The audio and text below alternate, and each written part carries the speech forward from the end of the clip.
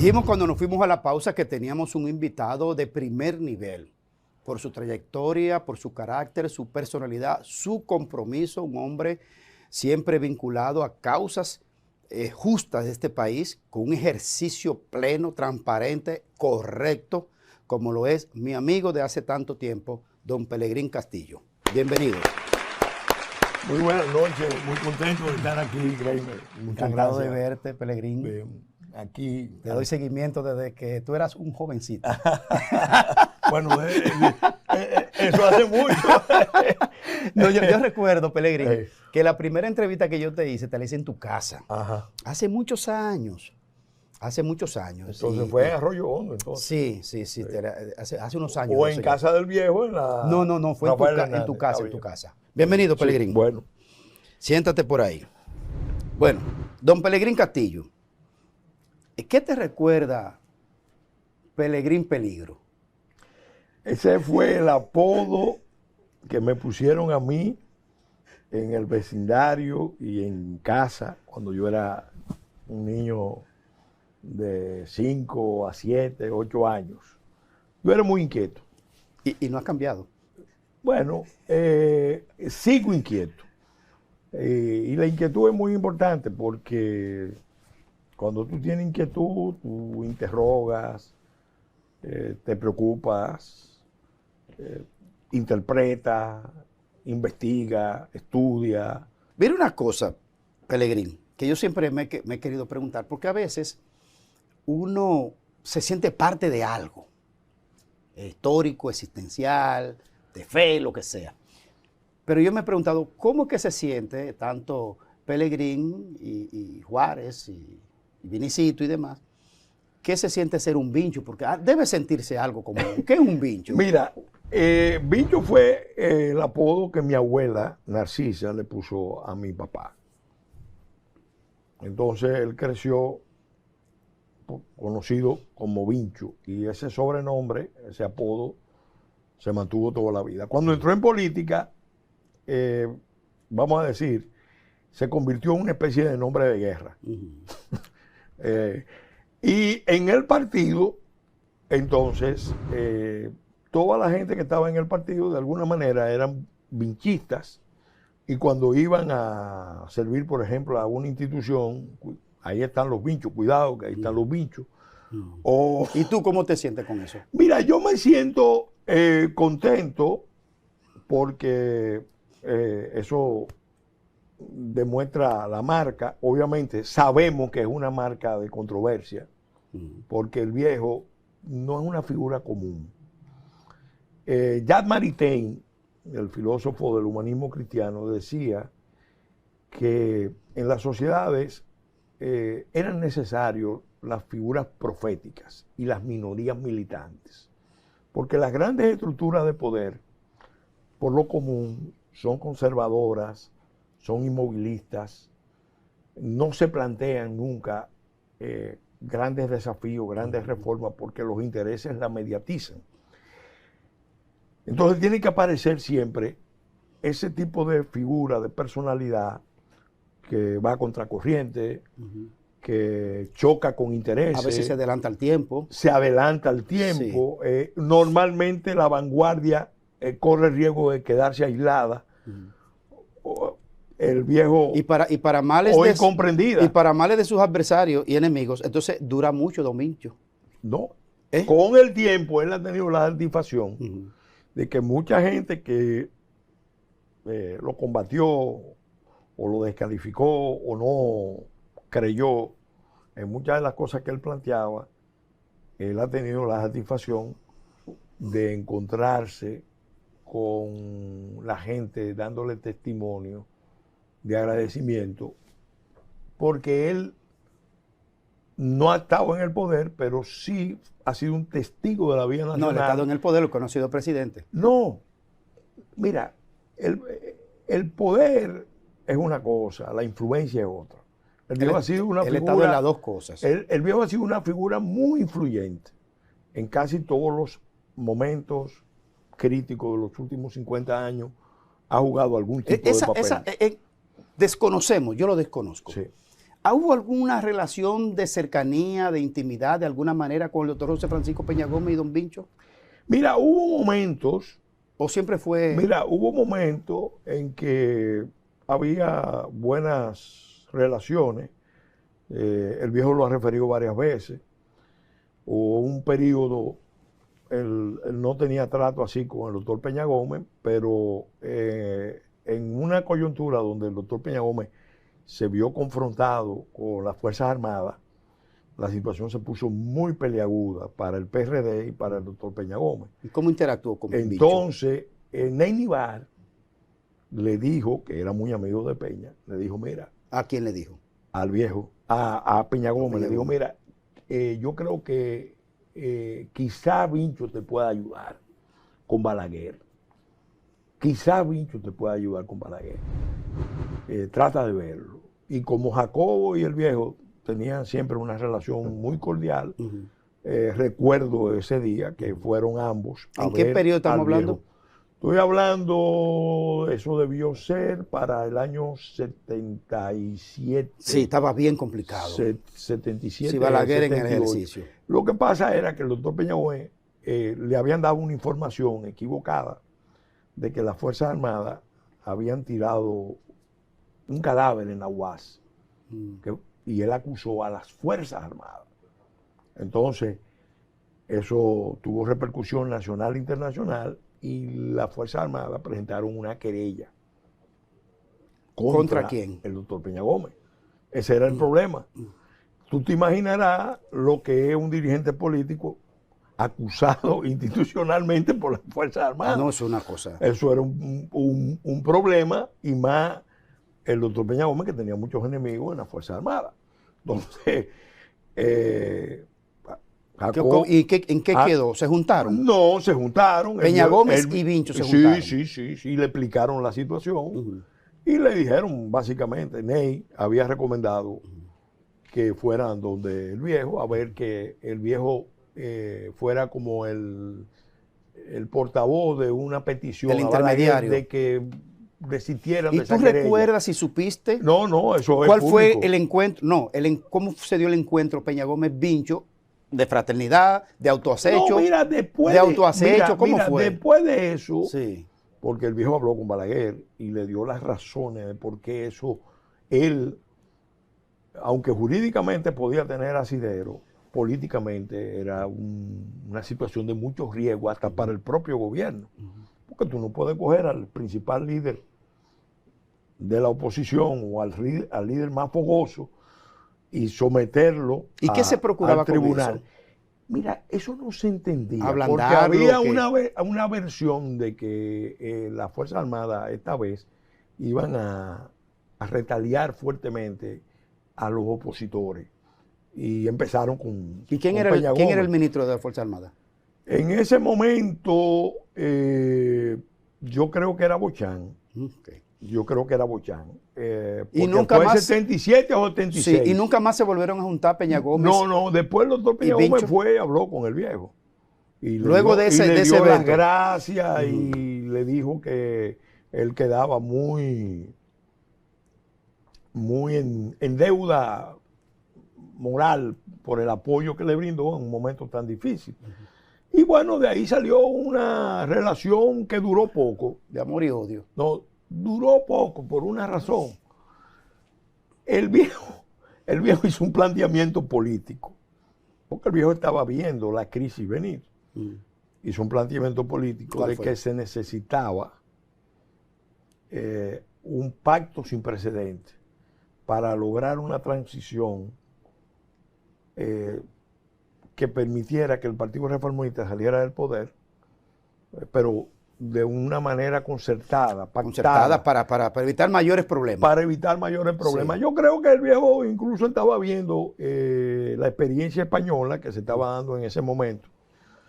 Después de 12 años, un régimen que tenía rasgos autocráticos, había mucho temor de mucha gente a abandonar el poder, y entonces el viejo plantea el pacto sin precedentes, y ese pacto él lo planteó de buena fe,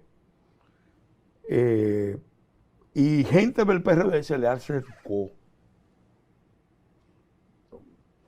Fulgencio Espinal, concretamente, y conversó con el viejo, que si él creía que ese pacto se podía implementar alrededor de la persona de Jorge Blanco. Esa gestión es la que Peña percibe que es una maniobra de dividir al PRD. Sí, los líderes internos. Porque uno no estaba al tanto de las rivalidades que había internamente dentro del PRD. Pero en ese momento se podía ver perfectamente como una maniobra divisionista de plantear un pacto a través de alguien específico. Reformista, a través de alguien específico. Alrededor pero el viejo no planteó a Jorge Blanco. Una cosa, el viejo no planteó a Jorge Blanco. No planteó nada, planteó un tema de Estado. Él planteó un problema de Estado. Aquí hay una situación política delicada. Ya se había visto en las elecciones del 74 con la abstención del Acuerdo de Santiago. Entonces íbamos para un proceso electoral y había que buscar una salida política. Pero una cosa, Pelegrín. La acritud permanente a través de la situación de Peña Gómez y Don Vincho con Atuey de Can, ¿cómo se daba? Si llegaban a un sitio usted y Atuey de Can, ¿cuál fue la relación con don Atuey de Can? Mira, en cuanto a mí, siempre mantuvimos una relación distante, pero respetuosa. Y no había esa comunicación porque mira, lo de Atuey fue diferente. No, porque lo sabemos que fue diferente. El tema porque, y fíjate, el tema es que era muy evidente públicamente una tirantez inaguantable. Pero oye, ¿qué fue lo que pasó? Que nosotros teníamos buenas relaciones con el presidente Jorge Blanco. Sí, pero una cosa es Jorge Blanco y otra cosa es Atuey de Can. Teníamos buenas relaciones con el presidente Jorge Blanco. Su más grande adversario fue Atuey de Can. Pero oye, teníamos buenas relaciones con el presidente Jorge Blanco y esas relaciones eran muy, muy cordiales. ¿Qué pasa? Se dieron 2 o 3 episodios que generaron fricciones con el sector del licenciado de Can. Por ejemplo, hubo un intento de deportar a Juan Bosch. ¿Desde qué gobierno? No, de Salvador Jorge Blanco. ¿Por qué? Pero una locura. Bueno, era una locura. Te voy a contar. Este episodio. Tenemos que hacer una pausa, don Pelegrín. Pero le quiero dejar una pregunta. Sí. Porque como que no quedó claro en el ambiente público cuando yo mencione el nombre de Alcibíades Valdés. Sí. Sí. Su chofer. Sí. Muerto a tiros. Sí. Cuando retornemos de la pausa. Fueron 2. 2. El teniente Suárez y Alcibíades Valdés. Sí. Le mataron 2. 2. En circunstancias parecidas. En circunstancias parecidas. Asesinado a tiros. A tiros, sí. En el caso de Suárez fue más grave porque fue llegando a mi casa. Bien. Cuando retornemos de la pausa, ¿qué fue lo que pasó y qué no sabe la sociedad de esos hechos? Estamos conversando con don Pelegrín Castillo, aquí en Casi Personal.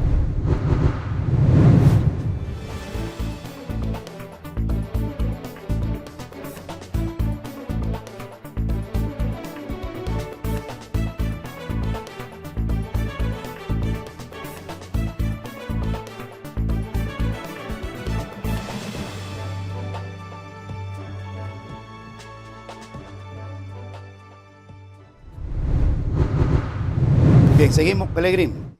Nos fuimos a la pausa y te pregunté sobre el tema de los extraños asesinatos de gente que trabaja con ustedes muy cercano.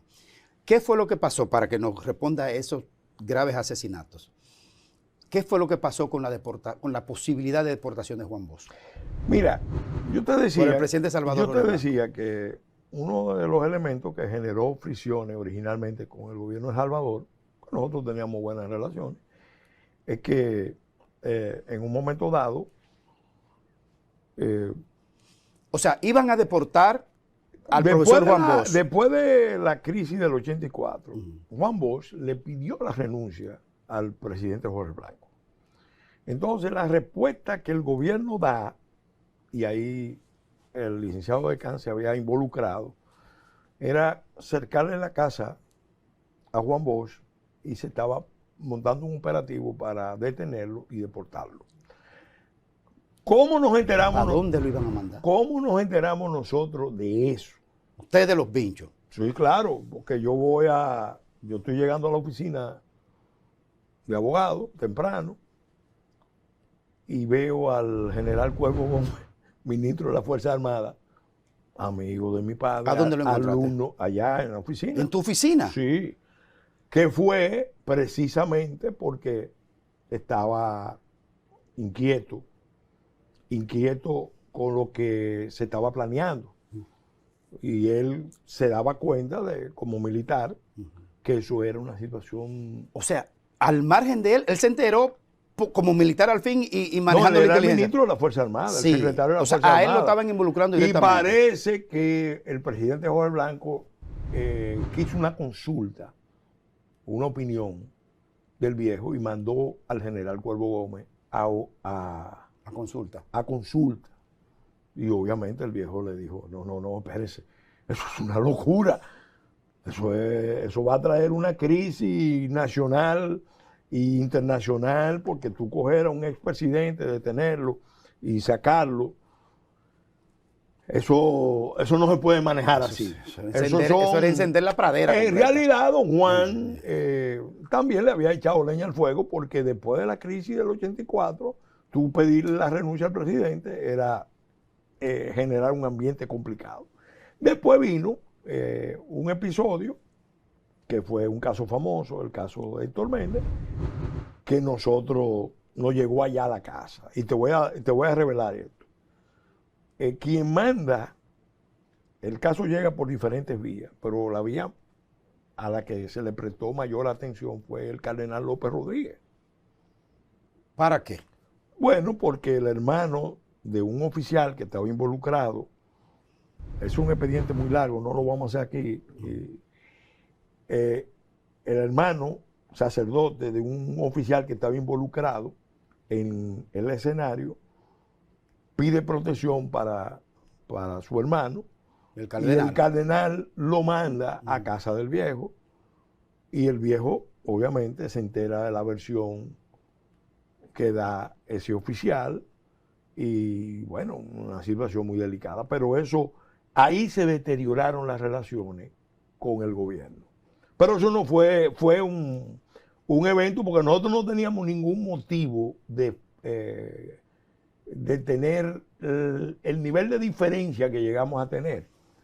Esos eventos fueron lo que nos llevaron a la confrontación con el gobierno del PRD de Salvador Jorge Blanco. Y jamás se despegaron. Y obviamente eso fue una guerra que empezó en el 85 y terminó... No ha terminado, yo creo. Propiamente, no. Con el tiempo eso fue amainando, y eso amerita muchos análisis, mucha pero un historia. asunto que iba realmente a meter el país en un problema No, serio. lo de la deportación de Don Juan sí. iba a ser una cosa muy seria, Sí. y el viejo inmediatamente le dijo al general Cuervo que le dijera al presidente que eso no se podía. Yo tengo entendido que fue el presidente que lo mandó a consultar, a oír una opinión de un abogado amigo. No, y mandó al ministro de Defensa. Pero es que el ministro de Defensa era amigo, había sido alumno del viejo. Sí, pero que te quiero decir la dimensión de la situación. No, porque la casa de don Juan estaba cercada. Bueno, una cosa. Entonces, eso por un lado. Sí. Ahora, tú me preguntas de estos hechos. Mira, en la familia de nosotros hemos contabilizado... No, para nuestra audiencia. El tema es que a usted particularmente le asesinaron, aparente asesinato, no homicidio. No, fue asesinato. Fue asesinato. Su chofer y otro más. Y uno en circunstancias aparentes casuísticas y otra llegando a su casa. ¿Cuál es la verdad de esos hechos? Judicialmente, ¿en qué quedó eso? Mira, desde el punto de vista judicial, nosotros le dimos seguimiento a los casos y se lograron condenas. En el caso de Suárez fue más del teniente Suárez, porque era un oficial de tropas especiales, lo mataron llegando a mi casa. Y obviamente... ¿Qué sector lo mandó a matar? Mira, yo no tengo... yo puedo decir que esos hechos podían estar relacionados con investigaciones que yo estaba haciendo en esos momentos. Entonces, esas investigaciones eran sumamente delicadas. Sumamente delicadas. Y parece que alguna gente quiso mandar una señal, no solo a mí, sino a los sectores que me estaban suministrando informaciones sensibles. Eso fue en el caso de Suárez. En el caso de Valdés, la relación también yo la puedo establecer, pero no se hizo una investigación tan a fondo. Porque en el caso de Suárez sí se pudo establecer... ¿Quién lo manda a matar? No, se pudo establecer quién lo mató y está cumpliendo condena. ¿Quién lo mató? Un individuo ahí. Un individuo ahí. ¿Civil o policía? No, un tipo que había sido policía y que había estado en tráfico de drogas. Él involucrado, Sí, no en la DNCD, él involucrado. Él involucrado. Okay. Entonces, ¿quién manda a matar? Pero el problema no ¿Qué es sector? ese. No diga nombre, diga sector. Oye, los sicarios se contratan. Sí, pero... Y se contratan, oye, localmente y se contratan internacionalmente. Lo que no sabemos es, Pelegrín, ¿qué sector? No, yo solamente te ¿Político, digo. empresarial? Yo solamente te digo. No, solo dime. Oye, político, yo solamente, empresarial. Óyeme, yo solamente te digo que yo estaba haciendo en ese momento investigaciones muy sensibles sobre temas muy delicados que me reservo. Porque no es el momento. No es el momento.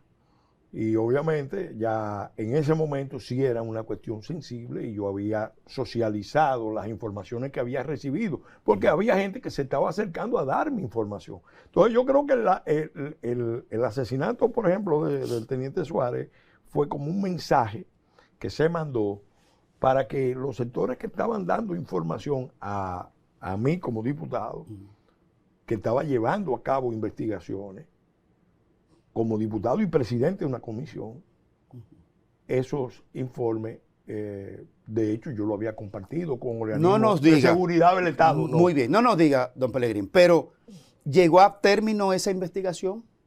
No, yo se lo entregué a los organismos. Se lo entregué a los organismos, tenía que llegar. Obviamente, pero ya después de la muerte del teniente Suárez, mucha gente, los que estaban dando seguimiento, o aportando datos, informaciones, y yo mismo haciendo investigaciones en paralelo.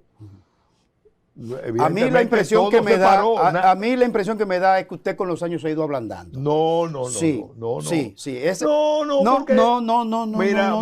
Mira, se me está ablandando. Gremer, mira, yo te voy a decir, aquí nadie ha hecho los planteamientos, las acciones, las iniciativas sobre corrupción, narcotráfico. Usted, claro. Nosotros. Sí, usted como grupo. Nosotros. Familiar y político. Y yo he también asumido responsabilidades. Ahora, uno sabe cuando uno ve una serie de situaciones nebulosas, cuando se conjugan varios intereses.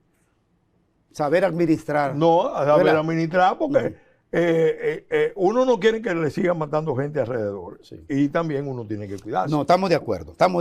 Hasta la mitad estamos de acuerdo. Mire, se ha pasado un hecho que yo no me explico. Y el otro, espérate, y el otro. No, es por eso que tengo que preguntar otro tema. Espérate, el otro.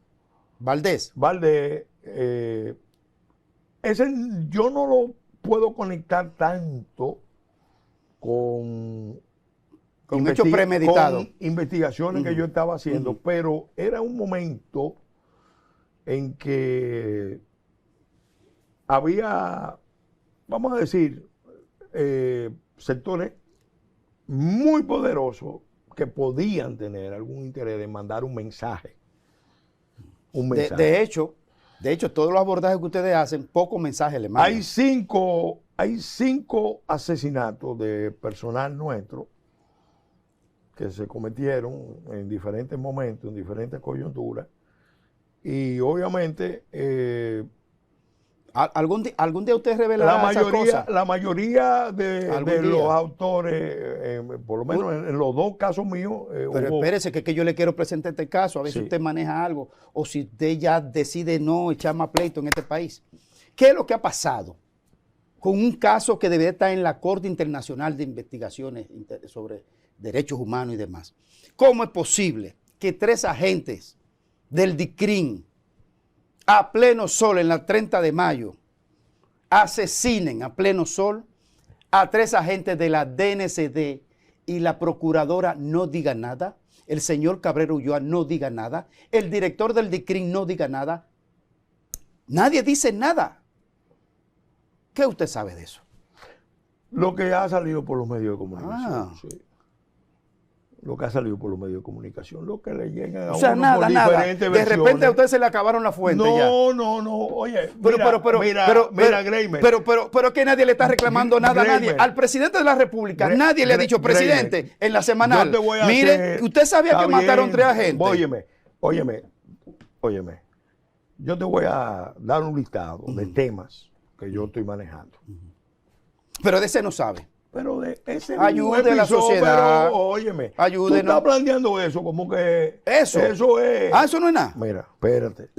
Asesinato entre agencias. No te pongas espectacular. No, no espectacular, no, eso es gravísimo. Eso es gravísimo. Óyeme.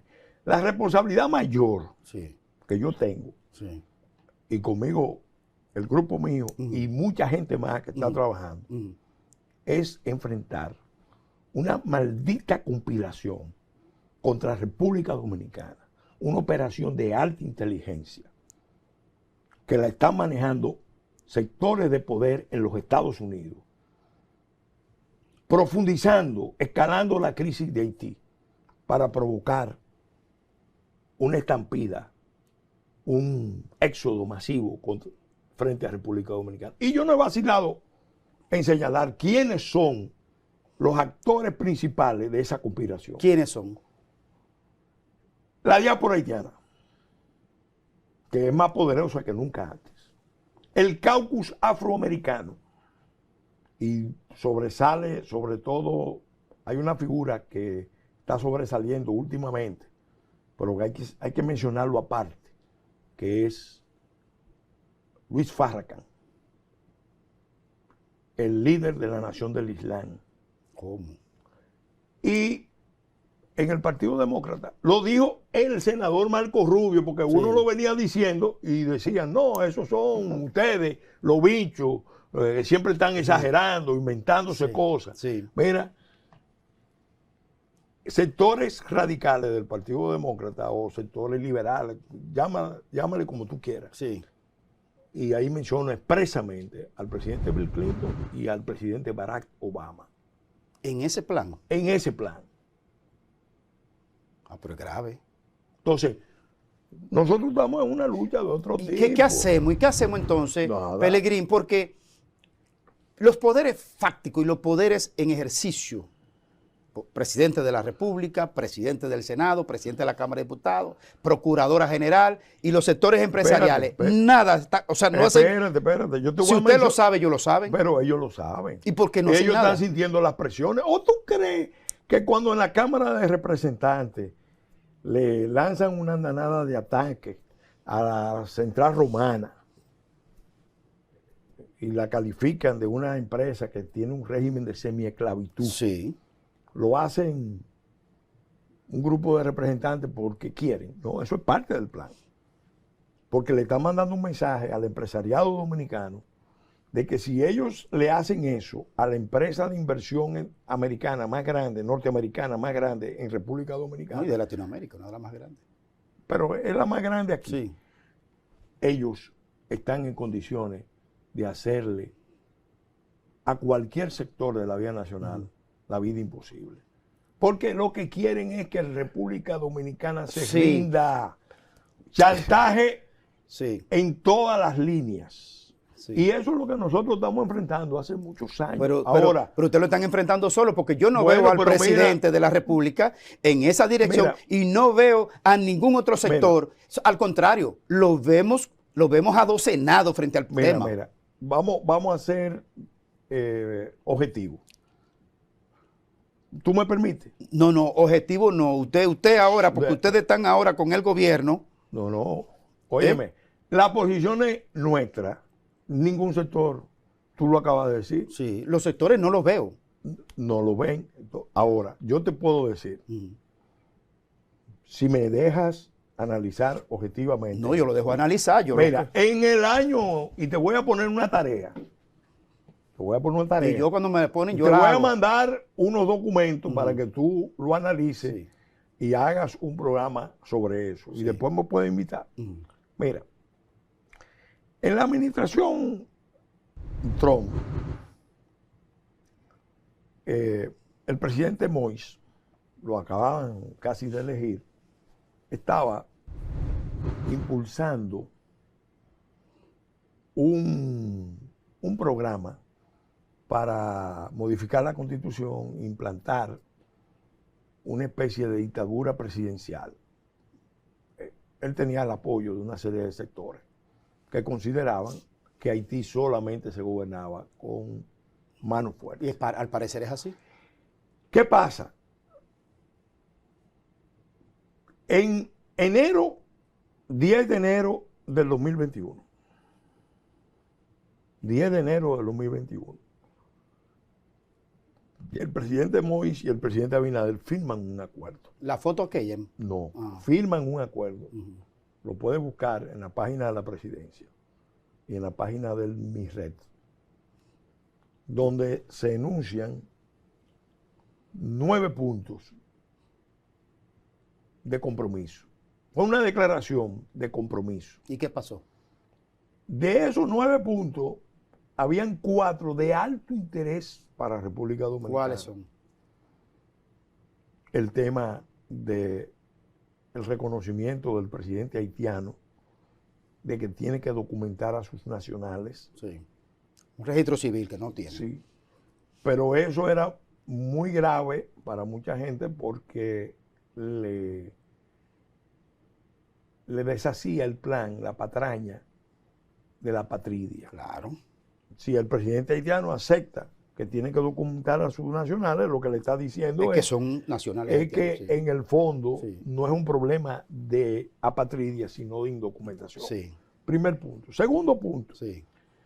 El presidente haitiano se comprometía con el presidente dominicano a lanzar una ofensiva internacional para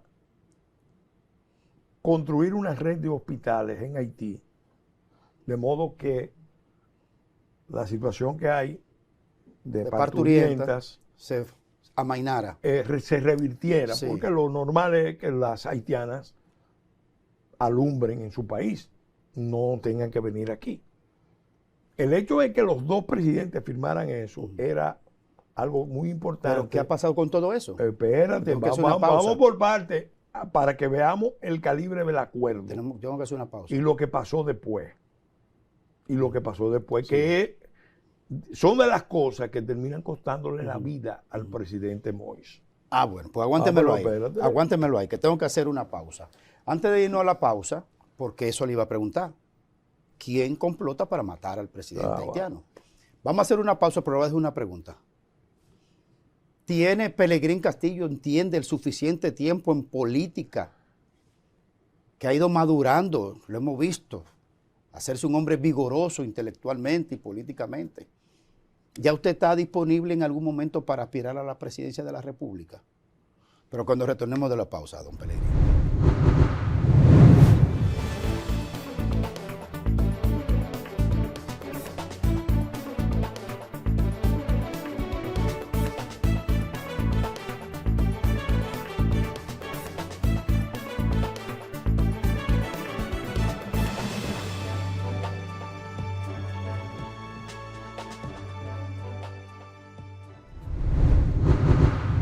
Le dejé una pregunta en el aire, pero me la va a responder ahora. Sí. ¿Usted quiere primero lo de Moïse o quiere primero No, eso? vamos a terminar Lo de Moïse. ¿Quién porque- manda a matar al Mira, presidente haitiano? Espérese, me hace la pregunta correcta. ¿Quién usted entiende que mandó a matar al presidente haitiano Moïse? Mira, a Moïse evidentemente lo mata su círculo más cercano. Gente de la diáspora, aliado al partido Tecalé. Y usaron un grupo de... Sicariato internacional. No, no eran sicarios, eran oficiales retirados del ejército, una guardia privada, que se supone que fue a darle Hoy cobertura. los colombianos que están ahí. Pero que se supone que ellos fueran a darle cobertura a un golpe de Estado, no a un asesinato. Y eran una fuerza de seguridad que el mismo gobierno haitiano había contratado, o sectores de poder del gobierno haitiano. Pero usted decía... ¿Todo es interno o hay sectores, como usted decía ahorita? No, internacionales. Ah. Es que la inteligencia de ¿Quién ese golpe quién define eso? se armó en la Florida. El concepto. Óyeme, se armó en la Florida. Tiene que ver y desde la Florida están llegando la mayor cantidad de armas. ¿Tiene que a ver Haití. el gobierno norteamericano o sectores? No, yo te mencioné los tres sectores. ¿Qué está pasando? Que esto es bueno para que la gente entienda. En Haití hay una lucha de tres grandes grupos. Puede ser más, pero los tres dominantes son la diáspora haitiana, que es muy poderosa. Pues no, para vivir ellos, porque para resolver un problema haitiano no sirven. No. El argumento de ellos es que los blancs, los ricos, los grandes ricos, que ellos no lo ven como haitianos, lo ven como extranjeros, que esa gente, en realidad, lo que están buscando, esa gente son los que han aliado a los partidos corruptos, como el Tecalé. Ellos dicen que la prueba es la alianza con Martelly y con Moïse, son los que han causado el desastre de Haití. Y no lo dejan a ellos participar en la vida pública, en la vida económica de Haití. Lo tienen bloqueado. Los ricos más poderosos de Haití, en realidad, lo que tienen no son empresarios, son empresarios. Empresarios, buen concepto. Depredadores. Aquí hay unos cuantos. No, porque eso se contagia. Eso se contagia. Entonces hay una especie de alianza insular que la impulsó el presidente Clinton. Y obviamente están los otros grupos de izquierda, en su gran mayoría, grupos radicales. La figura más representativa es Aristide, el segundo más representativo es el senador Moïse Janchar, y esos grupos entienden que el problema de Haití se va a resolver con una revolución, con lo que ellos llaman una transición con ruptura, porque el problema son las relaciones neocoloniales que le han impuesto las grandes potencias. Y que ellos siguen con ese alarido de hace 220 años. ¿Cuándo estalla el esquema Sí. que montó el presidente Clinton? ¿Cuándo? Que lo consolidó en las reuniones que se hicieron en la Universidad Internacional de la Florida, los grandes grupos de aquí con los grandes grupos de Haití, y los cancilleres de ambos países. ¿Cuándo estalla? Cuando en ese pacto que yo te estaba mencionando, incluyen la interconexión eléctrica de la isla. Ah, pues todo es negocio entonces. Espérate, los negocios de esos grupos determinan muchas acciones, porque... ¿Qué procura Bill Clinton? No, ahí el tema no era tanto Clinton. No, pero ¿cuál es la... No. ¿Por qué Clinton tiene el interés de definir qué pasa aquí o qué no pasa en Haití y República Dominicana? O sea, cuando tú coges los antecedentes, Clinton tiene una alianza histórica con esos sectores que data desde que él fue presidente la primera vez. Pero él tiene que ver con temas de negocio o político. Óyeme, ¿Es político o es negocio? No, ahí hay de todo. Incluso el gran fracaso de la cumbre, del mandato que se le dio, fue que él permitió que las ONGs internacionales y nacionales y haitianas, todo el que quería hacer un gran negocio con el drama haitiano, fueron allá a recibir recursos. Porque hay una industria, la industria de la solidaridad internacional. Ah, sí, es un negocio. Es un negocio altamente rentable. ¿Por qué Soros? Ahora eso, me están haciendo señas. ¿Qué tiene que ver Soros con todo esto de No, mira, George Soros? Oye, ¿cuál es la lógica que hay? De George Soros. No, la lógica, porque George Soros es un nombre, pero es un grupo de la élite global que puede tener un número, X número de miembros. Esa élite global entiende que tiene suficiente poder y riqueza y siente que tiene una misión de salvar al planeta. ¿Ah, sí? Sí. Ah. De la población del planeta. Oh. Entonces, el objetivo es reducir el tamaño de las poblaciones del planeta, reducirla, eliminar naciones que consideran que no deben existir y reconfigurar el orden a través de una visión transhumanista. Sí. El orden global, por eso el mundo ahora mismo, la contradicción dominante que hay en el mundo es entre el imperialismo globalista y el nacionalismo. ¿Cuándo eso se ha disparado en grande? Bueno, cuando ha entrado en juego el nacionalismo de gran potencia. En el gobierno de Trump, ahí entró el nacionalismo de gran potencia. Putin, ese nacionalismo de gran potencia. Sí. Porque hay países que son países históricos, que fueron imperios, o que son países con demasiados recursos que no van a aceptar la imposición del orden. Estamos llegando a la parte global. Final, don Pelegrín, estamos llegando a la parte final de este conversatorio, que tendrá que seguir. La pregunta, ¿ya usted cree suficientemente tiempo en política para aspirar a la presidencia de la República? Mira, Greimer, déjame decirte, yo el otro día me lo preguntaron y yo les respondí de esta manera. Te lo voy a repetir. El gran problema de República Dominicana es superar un dilema. O nosotros somos una finca con pasaporte de unos pocos dueños y los políticos pasan a ser los administradores de la finca, los capataces de la finca, los peones de la finca. O nosotros somos una nación. ¿Y usted qué? ¿Cómo piensa? Entonces, yo estoy trabajando desde ahora, porque entiendo que eso es vital para la supervivencia de la nación dominicana. En un movimiento, incluso estamos llamando a la formación de juntas patrióticas en todo el país. Porque un movimiento de juntas patrióticas de carácter trinitario, restaurador, duartiano. Mira, desde la fundación de la República. Que si va a aspirar a la presidencia de la República, doctor.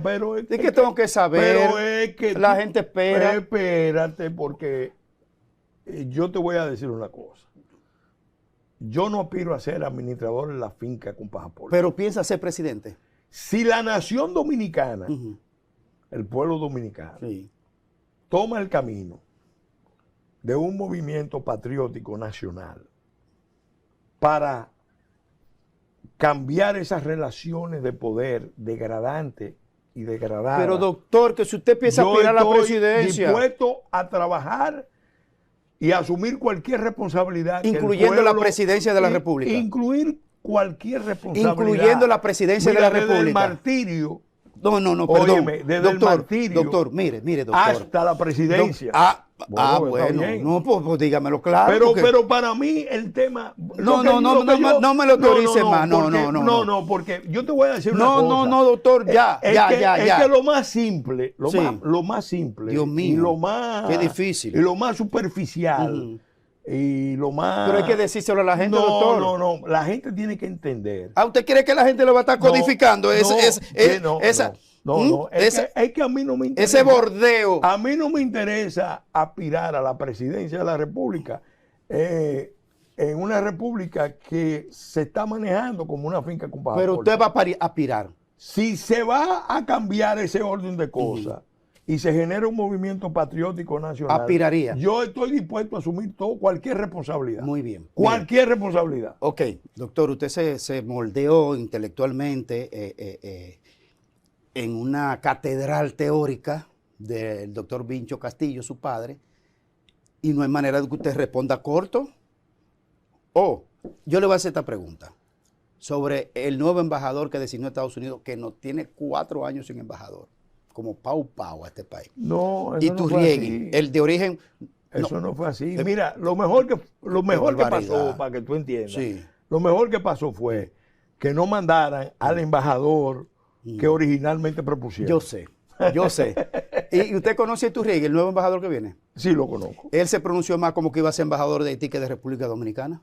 Yo creo que la prioridad de Estados Unidos, desde que vengan a timoniar. La prioridad de Estados Unidos, te lo digo porque yo acompañé al presidente Fernández en el 94 a Washington, y ahí quedó claro.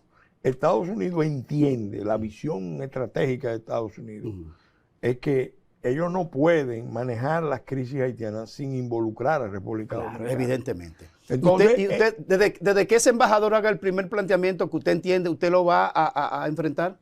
Depende del planteamiento que haga. No, a eso me refiero. Si es un planteamiento contrario a los intereses nacionales, evidentemente que vamos a discrepar, como lo hicimos con Hertel, como lo hicimos con Brewster, como lo hicimos con casi todos los embajadores. Prepárese a esa batalla. Mira, te voy a dar mi opinión. Él tiene mucho talento, está bien preparado, conoce los problemas del Caribe, es puertorriqueño, pero conoce bien los problemas de República Dominicana y de Haití. Y si esos grupos no lo impulsan a una línea extrema, pudiera jugar un buen papel. Bueno, ojalá. Yo no tengo tanta confianza. Pero vamos camino, ya estamos casi en un hecho de un Estado binacional. Esa es la lamentable realidad. No. Sí. Esa leyenda de que estamos en un Estado binacional. Vaya Friusa. No. Eso, mira, doctor. Nos quieren vender. No, doctor. Es la realidad. Lo que estamos al borde es de un conflicto. Bueno, ese otro. Pero espérate, lo que estamos al borde, digámosle al país que lo que estamos al borde es de un choque de poblaciones y de una guerra. Vamos a hacer con intervención. No, con usted yo voy a hacer una sesión en este programa que no lo hacemos. Es hacer una serie con usted. ¿De acuerdo? ¿El problema? No. Mire, esta es la última pregunta, doctor. Es la pregunta. Es el dardo de los partos. Probablemente. Es la pregunta del bolsillo. Usted la responde si puede, si no la dejamos aquí mismo. Ojalá la pueda entender porque es manuscrita. La lee primero y después me dice si va a responder.